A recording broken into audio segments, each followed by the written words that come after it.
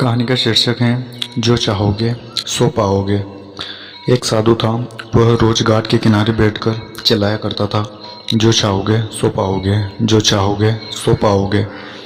बहुत से लोग वहां से गुजरते थे, पर कोई भी उसकी बात पर ध्यान नहीं देता था और सब उसे एक पागल आदमी समझते थे। एक दिन एक युवक वहां से गुजरा और उसने उस साधु की आवाज़ सुनी, जो चाहोगे सो पाओगे, जो चाहोगे सो पाओगे। और आवाज़ सुनते ही उसके पास चला गया। उसने साधु से पूछा, महाराज आप बोल रहे थे कि जो चाहोगे सो पाओगे, तो आप क्या मुझको वो दे सकते हो जो मैं चाहता हूँ? साधु उसकी बात को सुनकर बोला, हाँ बेटा, तुम जो कुछ भी चाहता है मैं उसे ज़रूर दूंगा, बस तुम्हें मेरी बात माननी होगी।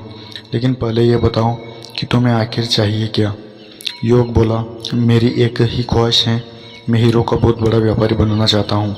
साधु बोला, कोई बात नहीं, मैं तुम्हें एक हीरा और एक मोती देता हूँ, उससे तुम जितने भी हीरे मोती बनाना चाहोगे बना पाओगे।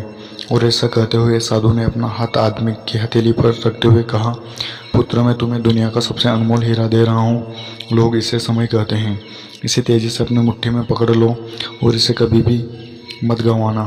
तुम इससे जितने चाहो उतने हीरे बना सकते हो। युवक अभी कुछ सोच ही रहा था कि साधु उसका दूसरी हथेली पकड़ते हुए बोला, पुत्र इसे पकड़ो, यह दुनिया का सबसे कीमती मोती है। लोग इसे धैर्य कहते हैं। जब कभी समय देने के बावजूद परिणाम न मिले तो इस कीमती मोती को धारण कर लेना। याद रखना, जिसके पास यह मोती है वह दुनिया में कुछ भी प्राप्त कर सकता है। युवक गंभीरता से साधु की बातों पर विचार करता है और निश्चय करता है कि आज से वह कभी अपना समय बर्बाद नहीं करेगा और हमेशा धैर्य से काम लेगा।